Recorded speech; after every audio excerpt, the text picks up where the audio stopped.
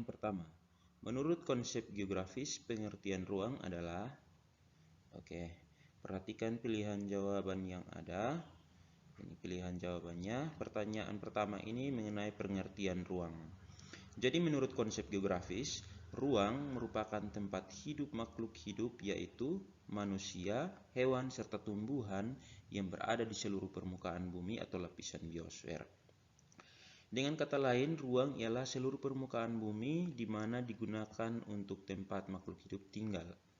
Ruang adalah tempat untuk mewadahi aktivitas makhluk hidup. Yang termasuk ke dalam ruang adalah seperti udara, perairan seperti laut, danau serta sungai, tanah, air, batuan, hingga lapisan atmosfer. Ruang pada permukaan bumi memiliki berbagai macam karakteristik yang berbeda. Dapat dikatakan bahwa seluruh ruang pada permukaan bumi berbeda-beda. Perbedaan ini menimbulkan interaksi antar ruang satu dengan ruang yang lainnya. Interaksi tersebut adalah interaksi antar ruang.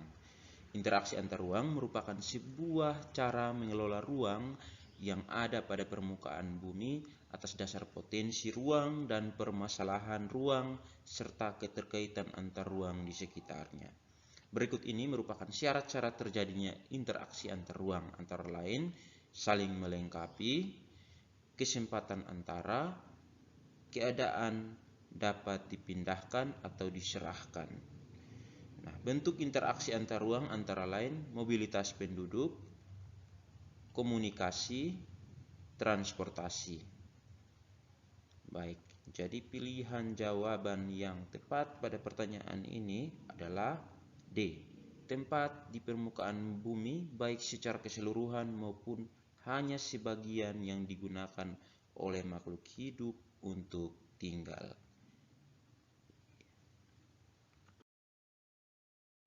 Soal berikut. Di wilayah pegunungan mata pencarian penduduk umumnya sebagai jadi mata pencarian penduduk di wilayah pegunungan. Pada umumnya mata pencarian atau pekerjaan penduduk di daerah atau wilayah pegunungan adalah petani, peternak, bidang perkebunan, dan masih banyak lagi. Hal tersebut disebabkan karena adanya kecocokan antara lingkungan dan wilayah sekitar. Jadi pertanian itu penduduk yang tinggal di wilayah pegunungan sangat cocok untuk melakukan kegiatan ini. Orang yang mengolah tanah dan menanami lahannya dengan berbagai jenis tanaman disebut petani. Ladang pertanian dibedakan menjadi sawah, tegal, dan ladang. Lalu ada perkebunan. Perkebunan itu memanfaatkan tanahnya untuk kegiatan perkebunan. Dari hasil tanamannya dapat menghasilkan uang. Peternakan sebagai daerah yang mempunyai lahan luas, kawasan pegunungan dapat dimanfaatkan oleh penduduknya untuk melakukan kegiatan pertanian karena mempunyai iklim yang cukup dingin. Selain ketiga pekerjaan tersebut, penduduk pegunungan dapat melakukan kegiatan berdagang sebagai mata pencarian. Dagangan yang dijual dapat dihasilkan dari kegiatan pertanian, perkebunan, dan peternakan yang dilakukannya.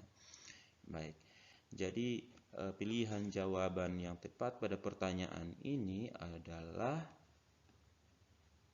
C. Petani. Soal berikut. Faktor pertumbuhan penduduk alami yang menyebabkan kepadatan penduduk adalah jadi faktor pertumbuhan penduduk alami. Baik, pertumbuhan penduduk dapat terjadi karena adanya pertambahan atau pengurangan jumlah penduduk. Faktor alami yang menyebabkan bertambahnya jumlah penduduk yaitu adanya kelahiran. Selain kelahiran, faktor pertumbuhan penduduk disebabkan oleh kematian dan juga migrasi. Baik, kelahiran itu merupakan faktor alami yang menyebabkan bertambahnya jumlah penduduk yaitu adanya kelahiran baru. Kelahiran itu menunjukkan pada kemampuan real seorang wanita untuk melahirkan. Faktor yang mempengaruhi kelahiran dibedakan menjadi faktor pendorong dan penghambat.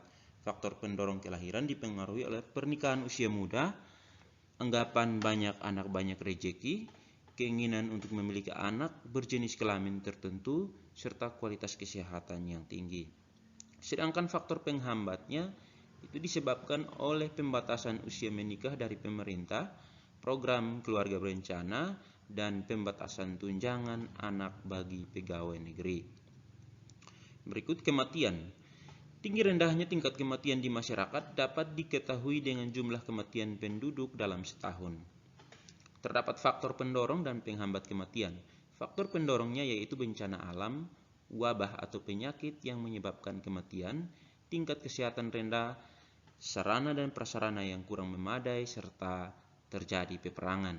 Faktor penghambat dari kematian yaitu tingkat kesehatan penduduk yang tinggi, fasilitas kesehatan yang memadai, teknologi kesehatan yang maju, tenaga medis yang seimbang dengan jumlah penduduk yang dilayani, serta kesadaran masyarakat terhadap pentingnya kesehatan pribadi dan lingkungan yang sudah tinggi.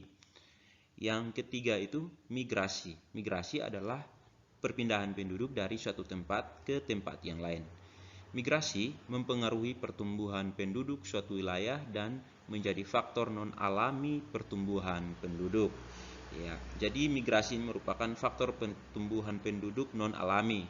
Yang alami adalah kelahiran dan kematian. Jadi migrasi terdiri dari dua jenis, yaitu migrasi nasional dan internasional. Migrasi nasional terdiri dari transmigrasi, urbanisasi, ruralisasi, forensen, weekend, dan evakuasi. Sedangkan migrasi internasional terdiri dari imigrasi, emigrasi, remigrasi, dan turisme. Baik, jadi faktor pertumbuhan penduduk alami yang menyebabkan kepadatan penduduk adalah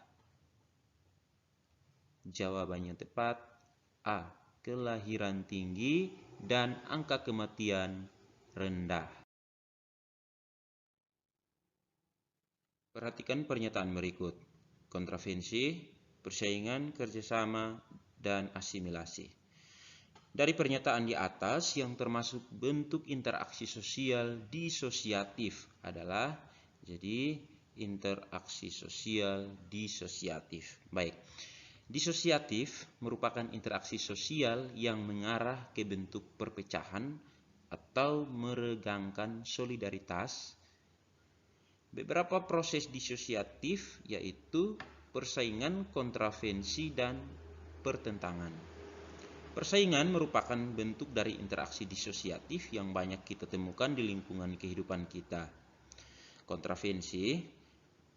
Nah, kontravensi ini menurut Kamus Besar Bahasa Indonesia berarti proses persaingan yang ditandai oleh gejala ketidakpastian mengenai pribadi seseorang dan perasaan tidak suka yang disembunyikan terhadap kepribadian seseorang.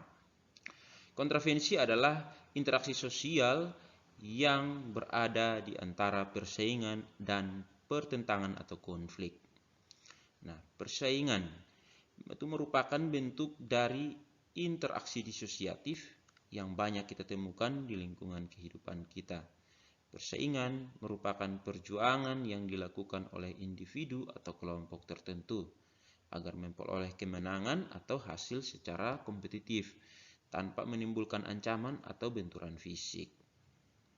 Baik, jadi pilihan jawaban yang tepat pada pertanyaan mengenai interaksi sosial disosiatif adalah A. Pilihan jawabannya adalah A, 1 dan 2, yaitu kontravensi dan persaingan. Selanjutnya, contoh negatif dari interaksi antar teman di sekolah. Ya, berikan contoh negatif dari interaksi antar teman di sekolah. Baik, perhatikan pilihan jawaban yang ada. Kita lihat kira-kira manakah yang merupakan hal negatif dari interaksi antar teman di sekolah. Baik, Rachel ikutan bolos karena diajak teman baru. Rio melakukan kerja kelompok untuk mengerjakan tugas pelajaran IPS. Salomita dapat teman baru sehingga kalau pulang ada teman. Iber dan Anissa bersama-sama mengerjakan tugas. Ya. Jadi kalau kita perhatikan bagian pilihan jawaban B, C, dan D ini merupakan satu hal yang positif. Nah, yang merupakan hal negatif adalah A. Itu berarti pilihan jawaban yang tepat pada pertanyaan ini adalah A. Rachel ikutan bolos karena diajak teman baru ya. Bolos ini merupakan hal yang negatif. Elion memilih berbelanja di tokonya Pak Danar yang dianggap harga barangnya paling murah di wilayah Baun. Hal ini termasuk tindakan berdasarkan jadi kita perhatikan pilihan jawaban yang ada prinsip mencari laba, motif kewibawaan, motif ekonomi, dan prinsip ekonomi. Baik, jadi ini kegiatan ekonomi. Jadi materi kita itu pada materi ini coba kita perhatikan dua pilihan jawaban yang ada ini. Manakah dari dua pilihan jawaban yang ada ini yang menjadi jawaban tepat? Oke, jadi motif ekonomi itu adalah gejala yang mendorong seseorang melakukan tindakan ekonomi. Tindakan tersebut bisa berbentuk mencari keuntungan, kemakmuran, kekuasaan, penghargaan, atau kegiatan sosial. Secara umum, motif ekonomi adalah faktor penggerak yang bertujuan untuk mencapai kemakmuran dan sebagai upaya untuk memperoleh barang ataupun jasa yang sesuai dengan keinginan. Bisa dikatakan motif ekonomi adalah segala sesuatu yang mendorong manusia untuk melakukan tindakan atau kegiatan ekonomi. Nah, salah satu contoh dari motif ekonomi itu adalah ketika Anda ingin membeli suatu barang yang Anda idamkan, Anda akan bekerja untuk bisa mendapatkan barang tersebut. Bekerja adalah tindakan ekonomi, sedangkan untuk membeli barang idaman adalah motif ekonomi. Lalu prinsip ekonomi. Prinsip ekonomi adalah panduan dalam kegiatan ekonomi untuk mencapai perbandingan rasional antara pengorbanan yang dikeluarkan dan hasil yang diperoleh.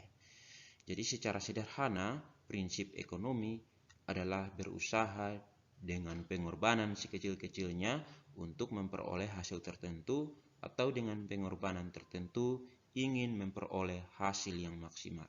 Jadi ciri-ciri dari prinsip ekonomi itu adalah bertindak rasional, yakni selalu berpikir menggunakan akal sehat tanpa melibatkan emosi atau hawa nafsu sebelum melakukan kegiatan atau tindakan ekonomi.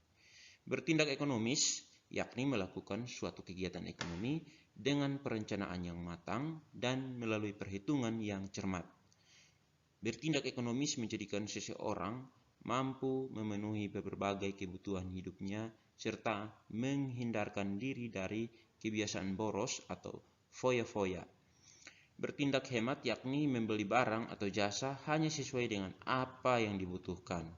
Membuat skala prioritas yaitu memenuhi segala kebutuhan yang ada dengan membuat urutan kebutuhan berdasarkan tingkat kepentingan dari yang tidak mendesak sampai yang paling mendesak. Selalu bertindak menggunakan prinsip cost and benefit, yaitu selalu memperhitungkan biaya yang akan dikeluarkan serta manfaat yang akan diterima dari suatu tindakan atau kegiatan ekonomi yang dilakukannya. Baik, jadi dari penjelasan yang ada antara motif ekonomi dan prinsip ekonomi, itu kita dapat mengetahui bahwa pilihan jawaban yang tepat adalah prinsip ekonomi, ya. Karena prinsip ekonomi itu selalu menggunakan prinsip cost and benefit, yaitu memperhitungkan biaya yang akan dikeluarkan, ya, serta manfaat yang akan diterima, ya, tidak berfoya-foya, hidup hemat, ya, membuat skala prioritas, ya. Jadi mempertimbangkan toko atau tempat jual yang harganya lebih murah. Berikutnya, siswa-siswi SMP Negeri 2 Amarasi Barat mengumpulkan dana untuk menyantuni dan memberi bantuan kepada salah satu siswa yang mengalami duka. Tindakan ekonomi yang dilakukan oleh siswa SMP Negeri 2 Amarasi Barat didorong oleh keinginan untuk menyantuni dan memberi bantuan kepada siswa yang mengalami duka. Ya, ini menyangkut dengan mengumpulkan dana, itu berarti uang ya, itu berarti tindakan ekonomi. Baik. Jadi kita melihat ini, kegiatan ini ada karena adanya dorongan atau keinginan untuk apa. Perhatikan yang pertama, A itu memperoleh keuntungan, B menolong sesama manusia, C memenuhi kebutuhan masyarakat, D memperoleh pujian.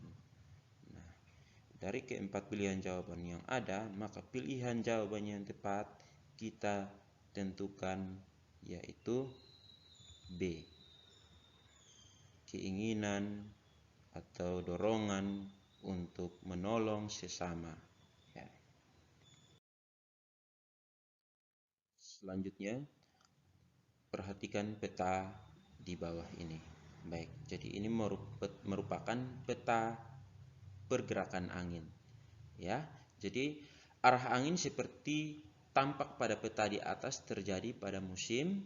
Baik, pengertian angin muson barat itu adalah angin yang berhembus dari arah Asia. Oke, kita perhatikan ini dari arah Asia menuju Indonesia. Berarti ini merupakan peta angin muson barat. Jadi angin tersebut kemudian bergerak menuju Australia melalui Samudra Hindia. Angin muson barat ini terjadi dalam periode Oktober sampai April. Maka pada periode ini Indonesia akan mengalami musim penghujan. Baik, jadi pilihan jawaban yang tepat adalah B, musim penghujan.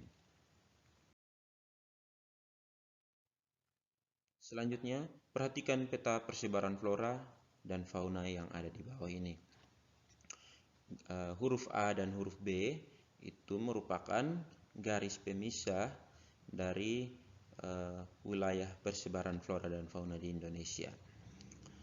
Baik, jadi pertanyaannya huruf B pada peta wilayah persebaran flora dan fauna di atas disebut garis apa? Ya, jadi huruf B ini disebut garis apa? Oke, secara umum wilayah Indonesia dibagi menjadi 3, yaitu bagian timur, bagian barat, dan bagian peralihan atau tengah. Ketiga bagian itu memiliki ciri flora dan fauna yang berbeda-beda. Bagian barat sangat mirip dengan flora dan fauna di Asia sehingga disebut Asiatis. Sementara bagian timur, flora dan faunanya memiliki kemiripan dengan yang ada di Australia sehingga disebut Australiatis ya. Sedangkan bagian tengah atau peralihan disebut sebagai zona Wallacea atau ciri flora dan fauna yang berbeda dengan barat dan timur. Adapun ketiga bagian tersebut dipisahkan oleh garis Weber dan garis Wallacea. Nah, garis Wallacea adalah garis yang memisahkan bagian barat dan bagian tengah. Sementara garis Weber adalah garis yang memisahkan bagian tengah dan bagian timur. Ya, jadi bagian barat yang ini bagian tengah, dan ini bagian timur. Jadi pertanyaan huruf B ini merupakan garis Weber karena adalah pemisah antara bagian tengah dan bagian timur. Pilihan jawabannya adalah B, Weber.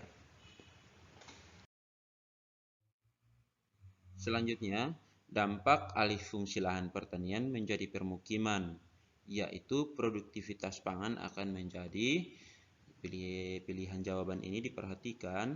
Nah, dampak alih fungsi lahan pertanian menjadi permukiman yaitu produktivitas pangan akan menjadi berkurang. Salah satu penyebab alih fungsi ini adalah pertumbuhan penduduk yang sangat pesat, sehingga membutuhkan lahan untuk mendirikan bangunan sebagai rumah dan tempat usaha. Apabila alih fungsi lahan pertanian menjadi permukiman, maka dampak yang muncul adalah berkurangnya lahan pertanian, menurunnya produktivitas pangan, terancamnya keseimbangan ekosistem, dan harga pangan menjadi mahal. Baik, pilihan jawaban yang tepat adalah produktivitas pangan akan menjadi menurun. Ya, pilihannya adalah B. Selanjutnya, perhatikan pernyataan berikut. Nah, munculnya perkampungan kumuh, meningkatnya permasalahan sosial, tingkat kriminalitas menurun, angka pengangguran meningkat. Nah, pertanyaannya, berdasarkan pernyataan di atas, dampak negatif urbanisasi di wilayah kota. Ya, dampak negatif urbanisasi di wilayah kota. Baik, jadi dampak positif urbanisasi bagi kota adalah kota dapat memenuhi kebutuhan jumlah tenaga kerja, semakin banyaknya sumber daya manusia yang berpotensi dan berkualitas. Sedangkan dampak negatif urbanisasi bagi kota adalah meningkatnya pengangguran di perkotaan, munculnya tunawisma, tuna sosial, dan gubuk-gubuk liar di kota. Meningkatnya kemacetan lalu lintas, meningkatnya kejahatan, pelacuran, perjudian, dan bentuk masalah sosial lainnya. Permasalahan yang paling utama akibat urbanisasi adalah tatanan perkotaan dan daya dukung kota. Daya dukung kota sulit mengikuti proses urbanisasi yang menimbulkan ledakan jumlah penduduk di perkotaan karena lahan kosong sangat sulit ditemui. Banyak ruang terbuka yang beralih fungsi menjadi lapak pedagang kaki lima, tempat parkir, bahkan perumahan warga. Banyak daerah aliran sungai yang berubah fungsi menjadi pemukiman warga dan kawasan industri ilegal.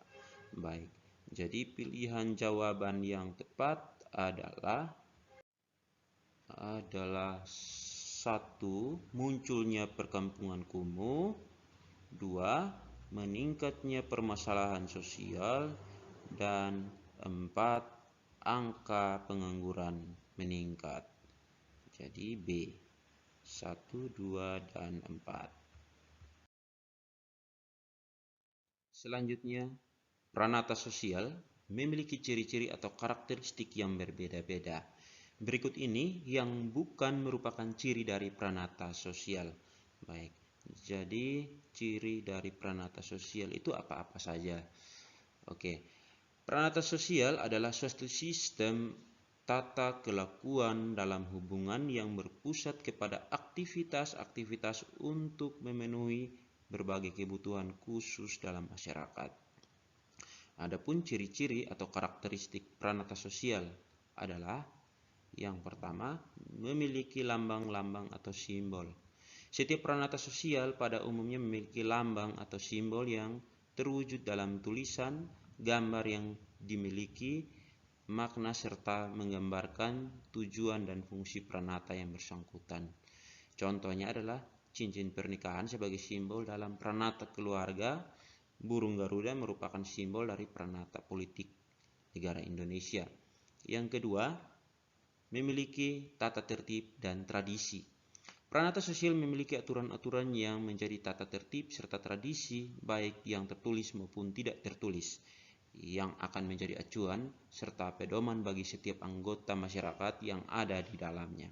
Contohnya adalah dalam pranata keluarga, seorang anak wajib bersikap hormat kepada orang tua, namun tidak ada aturan tertulis yang baku tentang deskripsi sikap tersebut.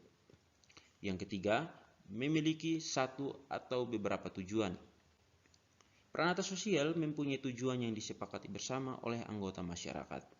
Tujuan pranata sosial kadang tidak sejalan dengan fungsinya secara keseluruhan.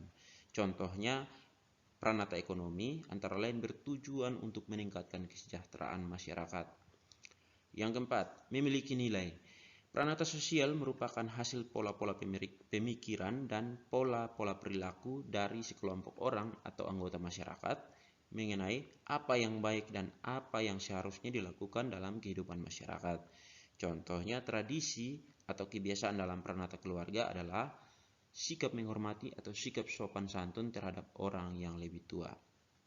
Yang kelima, memiliki usia lebih lama atau tingkat kekekalan tertentu. Pranata sosial pada umumnya memiliki umur lebih lama daripada umur manusia. Pranata sosial pada umumnya tidak mudah berganti atau berubah. Contohnya tradisi silaturahmi pada waktu hari raya Lebaran atau hari raya Natal itu merupakan tradisi turun-temurun dari dulu hingga sekarang. Yang keenam, memiliki alat kelengkapan. Pranata sosial dan memiliki sarana atau prasarana yang digunakan untuk mencapai tujuan. Misalnya, mesin produksi pada sebuah pabrik merupakan sarana dalam pranata ekonomi untuk menghasilkan barang. Oke, baik. Jadi yang bukan merupakan ciri dari pranata sosial adalah ya, C. Memberi suatu ikatan terhadap anggota. Ya. Jadi yang termasuk adalah A. merupakan suatu cara bertindak, B. memberi suatu tingkat kekekalan tertentu, dan D. mempunyai tradisi tertulis maupun tidak tertulis. Salah satu dampak negatif pendudukan Jepang di Indonesia adalah telah menimbulkan penderitaan bagi bangsa Indonesia. Selain dari dampak negatif ini, ada pula dampak positif dari pendudukan Jepang. Berikut ini yang termasuk dampak positif pendudukan Jepang dalam bidang politik.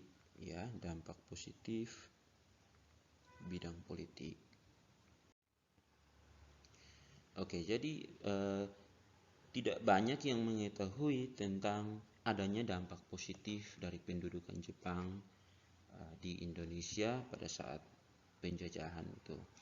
Jadi dampak positifnya antara lain diperbolehkannya bahasa Indonesia untuk menjadi bahasa komunikasi nasional dan menyebabkan bangsa Indonesia mengukuhkan diri sebagai bahasa nasional.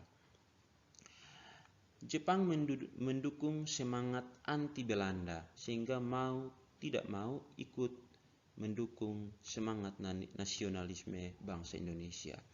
Antara lain menolak pengaruh Belanda, misalnya perubahan nama Batavia menjadi Jakarta. Untuk mendapatkan dukungan rakyat Indonesia, bangsa Jepang mendekati pimpinan nasional Indonesia seperti Soekarno dengan harapan agar Soekarno mau membantu Jepang memobilisasi rakyat Indonesia. Pengakuan Jepang ini mengukuhkan posisi para pemimpin nasional Indonesia dan memberikan mereka kesempatan memimpin rakyatnya. Dalam bidang ekonomi didirikannya KUMYAI, yaitu koperasi yang bertujuan untuk kepentingan bersama. Mendirikan sekolah-sekolah seperti SD 6 tahun, SMP 3 tahun, dan SLTA. Pembentukan strata masyarakat hingga tingkat yang paling bawah yaitu rukun tetangga atau tonarigumi. Diperkenalkannya suatu sistem baru bagi pertanian yaitu line system atau sistem pengaturan bercocok tanam secara efisien yang bertujuan untuk meningkatkan produksi pangan. Dibentuknya BPUPKI dan PPKI untuk mempersiapkan kemerdekaan Indonesia. Nah, dari sini muncullah ide Pancasila. Jepang dengan terprogram melatih dan mempersenjatai pemuda-pemuda Indonesia demi kepentingan Jepang pada awalnya. Namun oleh pemuda hal ini dijadikan modal untuk berperang yang kemudian hari digunakan untuk menghadapi kembalinya pemerintah kolonial Belanda. Dalam pendidikan dikenalkannya sistem Nippon sentris dan diperkenalkannya kegiatan upacara dalam sekolah. Oke, baik. Jadi dari pembahasan dampak positif ini, maka kita perhatikan pilihan jawaban yang ada. Pilihan jawaban yang tepat adalah ya. Karena pertanyaan adalah dampak positif dalam bidang politik, maka pilihan jawabannya adalah A. Dibentuknya badan untuk mempersiapkan kemerdekaan, yaitu badan BPUPKI dan PPKI.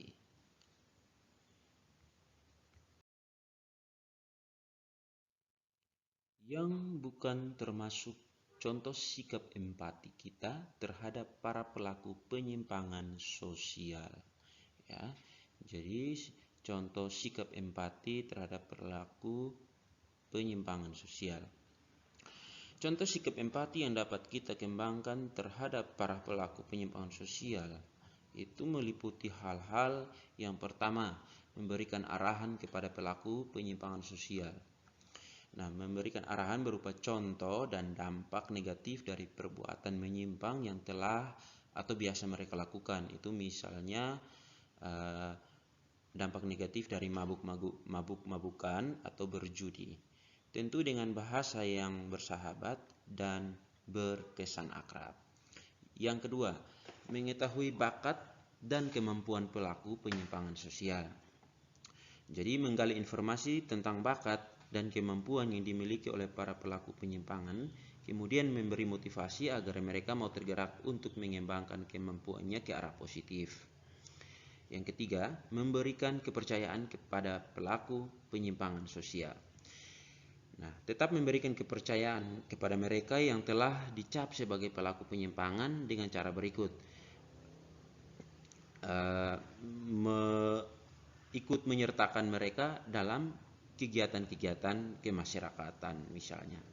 Yang keempat, turut serta dalam menyadarkan pelaku penyimpangan sosial. Nah, turut serta dalam upaya menyadarkan pelaku penyimpangan yang berkaitan dengan penyalahgunaan obat-obatan melalui pendirian pusat-pusat rehabilitasi atau penyuluhan tentang bahaya-bahayanya. Oke, baik.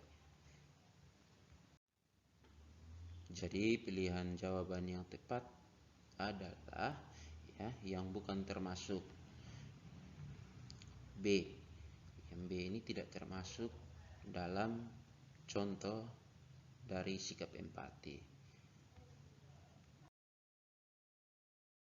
Selanjutnya tentang globalisasi. Globalisasi membawa dampak di berbagai aspek kehidupan umat manusia. Dampak positif perdagangan bebas dalam era globalisasi di bidang ekonomi. Kita lihat dampak positif perdagangan bebas dalam era globalisasi di bidang ekonomi. Oke. Jadi berikut ini beberapa dampak positif dari globalisasi dalam bidang ekonomi. Kita bahas, simak pembahasannya.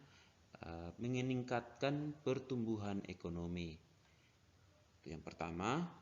Lalu kedua, kesejahteraan tenaga kerja meningkat. Yang ketiga, terciptanya bisnis e-commerce. Yang keempat, meningkatkan nilai ekspor dan impor. Oke. Jadi pertanyaan mengenai dampak positif berarti A ini merupakan hal yang negatif, C ini diperhatikan ini hal yang negatif, bagian D ini hal yang negatif hal yang negatif hal yang negatif. Oke. Jadi jawaban yang tepat adalah B, dapat menumbuhkan semangat kewirausahaan. Selanjutnya, undang-undang yang mengatur koperasi. Undang-undang yang mengatur koperasi. Perhatikan pilihan jawaban yang ada.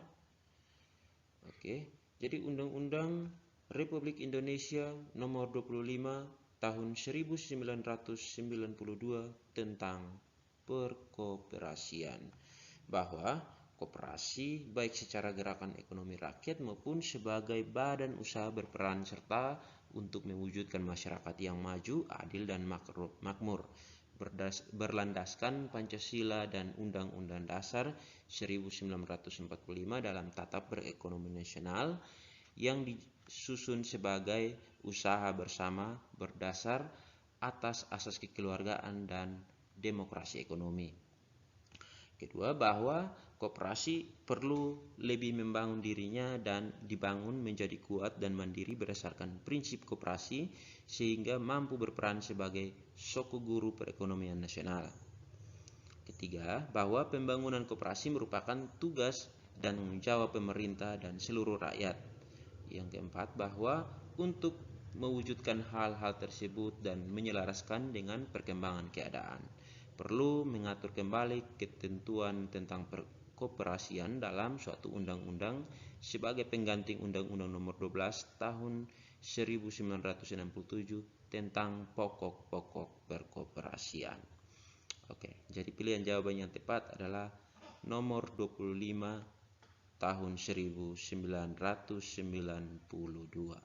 Berarti C adalah jawaban yang tepat. 25 tahun 1992. Selanjutnya, perhatikan pernyataan yang ada di bawah ini ya. Ada 5 pernyataan ini, dibaca baik-baik, diperhatikan. Jadi, pertanyaannya, yang termasuk ciri globalisasi dari pernyataan di atas adalah, oke, jadi ciri globalisasi. Oke, apa-apa saja ciri dari globalisasi? Nah, terdapat beberapa ciri-ciri globalisasi yang mana diantaranya adalah yang pertama itu perubahan konsep, yang mana pada perubahan konsep sendiri terdapat perubahan di era globalisasi, yaitu berubahnya konsep antara ruang dan waktu yang bertujuan untuk memudahkan setiap orang dalam mengakses apapun yang mereka inginkan melalui teknologi.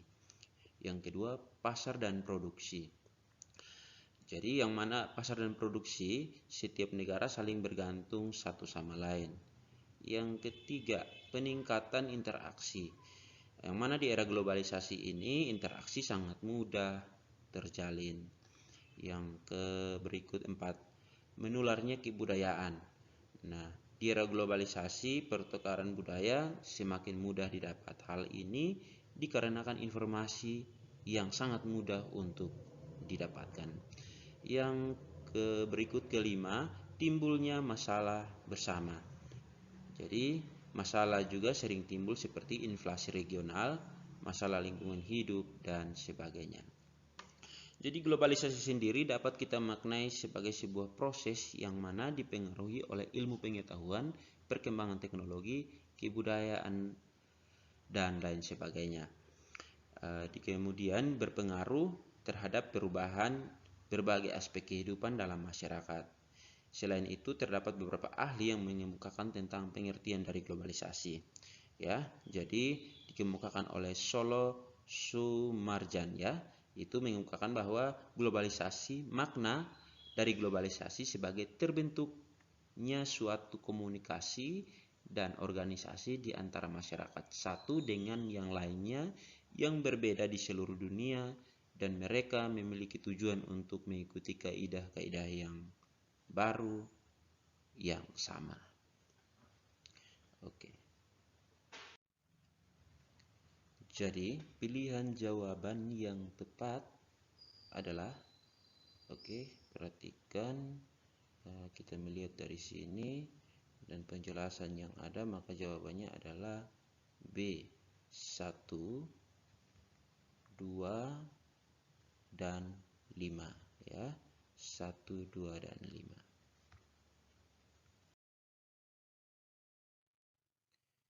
Selanjutnya, yang dimaksud dengan bonus demografis adalah ya.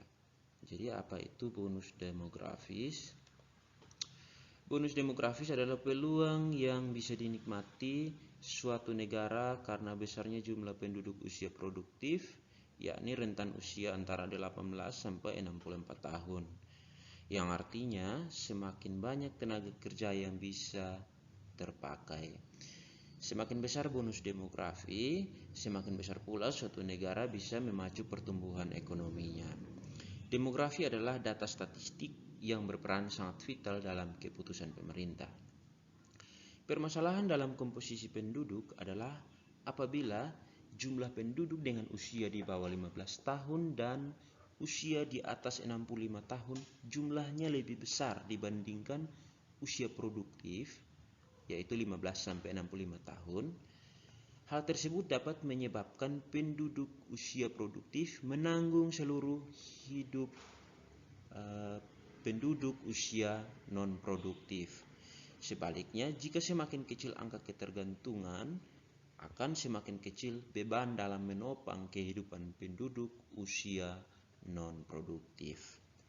Oke, jadi perhatikan pilihan jawaban yang ada ini. Yang dimaksud dengan bonus demografis pada 4 pilihan jawaban ini adalah B. B, karena keadaan jumlah penduduk usia kerja atau usia produktif cukup besar, sedangkan jumlah penduduk usia muda semakin sedikit dan penduduk usia lanjut belum banyak, ya.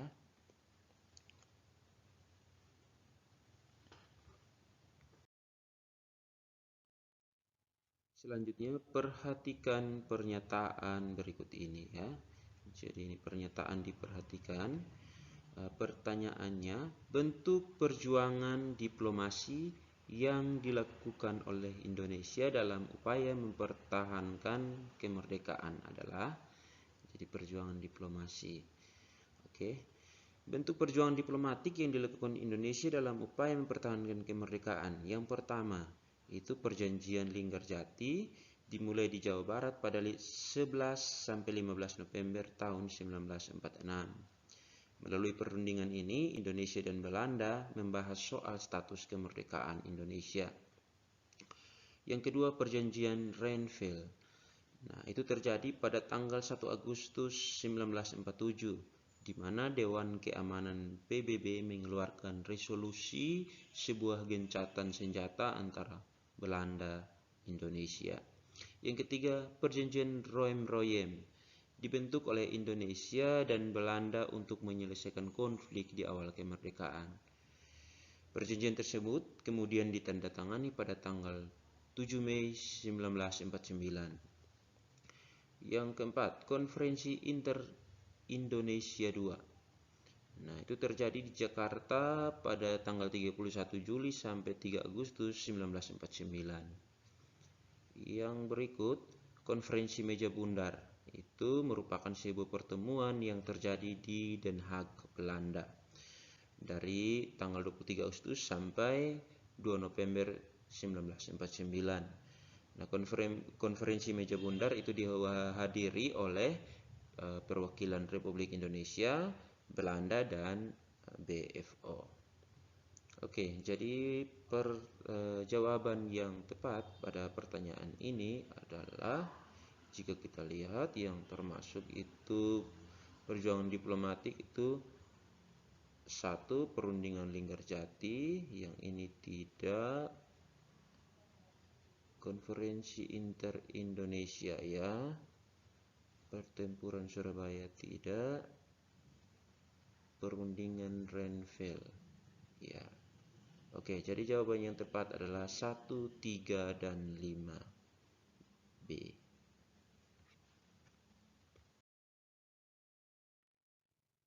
Faktor utama yang menyebabkan dikeluarkannya Dekret Presiden 5 Juli 1959 adalah, ya, faktor penyebab utama. Dekret Presiden 5 Juli 1959 yang dilatar belakangi pidato Soekarno yang berjudul Menemukan Kembali Jalan Revolusi. Pada tahun 1957 dikeluarkan karena beberapa faktor, namun yang utama adalah karena Soekarno berpendapat bahwa sistem pemerintahan parlementer yang Indonesia anut saat itu, yaitu sesuai Undang-Undang Dasar Sementara 1950 setelah Republik Indonesia Serikat kembali menjadi Republik Indonesia, membuat berjalannya pemerintahan di Indonesia menjadi tidak stabil karena seringnya pergantian kabinet dan tiap partai justru malah mencari keuntungan untuk partainya sendiri, bukannya Indonesia. Hal itu otomatis membuat Indonesia yang ingin berkembang malah jadi terhambat hanya karena urusan politik atau parlemen. Maka dari itu, Soekarno menurutnya sebaiknya hal atau sistem pemerintahan parlementer yang melibatkan konstituante harus diubah.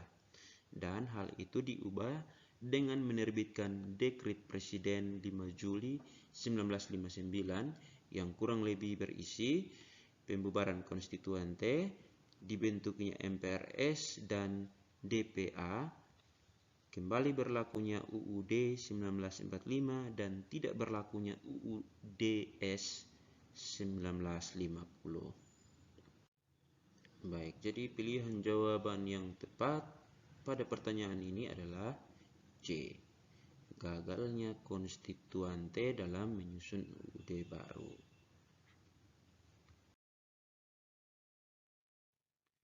Penduduk yang sudah memasuki usia kerja, baik yang sudah bekerja, belum bekerja, atau sedang mencari pekerjaan, disebut apa? Perhatikan pilihan jawaban yang ada. Nah, kita fokuskan pada tenaga kerja dan angkatan kerja. Ya. Jadi definisi angkatan kerja itu adalah penduduk yang sudah memasuki usia kerja, baik yang sudah bekerja, belum bekerja, atau sedang mencari pekerjaan. Nah, menurut ketentuan pemerintah Indonesia, penduduk yang sudah memasuki usia kerja adalah mereka yang berusia minimal 15 tahun sampai dengan usia 65 tahun. Tenaga kerja adalah penduduk yang telah memasuki usia kerja, baik yang sudah bekerja atau aktif mencari kerja, yang masih mau dan mampu untuk melakukan pekerjaan. Oke, jadi pilihan jawaban yang tepat dari pertanyaan ini adalah jadi pertanyaan ini, pernyataan ini merupakan pengertian dari atau definisi dari angkatan kerja. Jadi pilihan jawabannya adalah D. Iuran wajib bagi setiap penduduk yang dapat dipaksakan pemungutannya dan balas jasanya tidak diterima secara langsung disebut. Pilihan jawaban yang tepat pada pertanyaan ini ya iuran wajib bagi setiap penduduk yang dapat dipaksakan pemungutannya dan balas jasanya tidak diterima secara langsung. Ya. Jadi pilihan jawaban yang tepat ya adalah pajak ya. Pajak itu merupakan iuran wajib yang pemungutannya dipaksakan. Retribusi itu adalah iuran tidak wajib ya. Retribusi iuran tidak wajib namun terdapat paksaan secara ekonomis. Artinya seseorang tidak akan terkena sanksi apabila tidak membayar apa itu retribusi. Namun orang tersebut tidak akan mendapatkan pelayanan atas jasa yang disediakan oleh pemerintah daerah.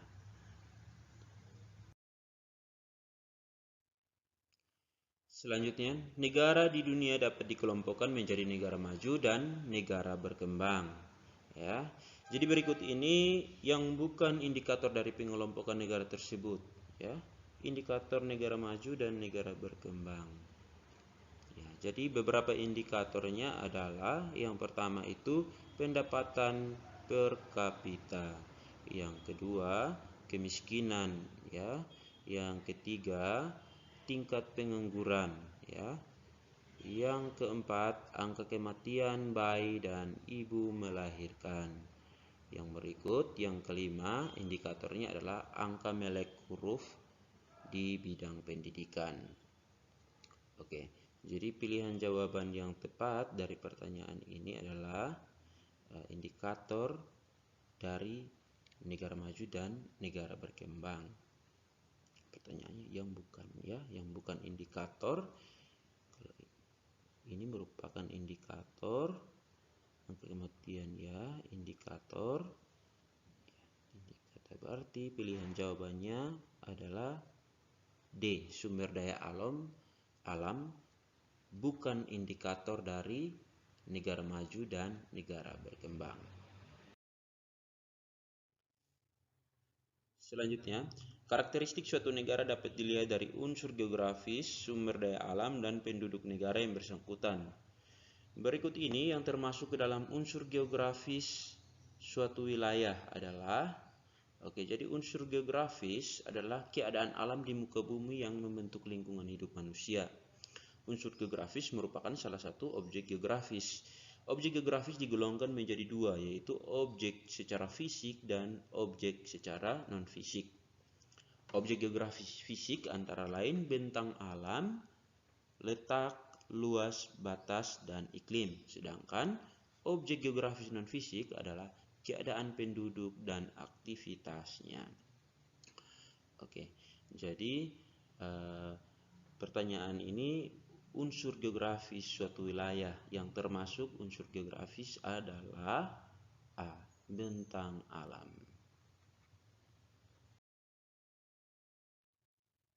Selanjutnya, perhatikan gambar peta yang ada. Jalur pegunungan sirkum Mediterania ditandai dengan nomor 1, nomor 2, nomor 3, dan nomor 4 pada peta ini. Ya, jadi sirkum Mediterania dimulai dari pegunungan Alpen di Eropa dan bersambung ke pegunungan Himalaya di Asia. Lalu masuk ke wilayah Indonesia melalui Pulau Sumatera, ya, melalui Pulau Sumatera. Ini Pulau Sumatera, perhatikan, sirkum Mediterania ke Indonesia membentuk dua busur, yaitu busur vulkanik dan busur non-vulkanik. Jadi yang busur vulkanik itu adalah busur dalam, yang busur non-vulkanik adalah busur luar, ya. Yang busur luar itu adalah yang ini, ya. Ini merupakan busur luar. Yang ini merupakan busur dalam. Ya.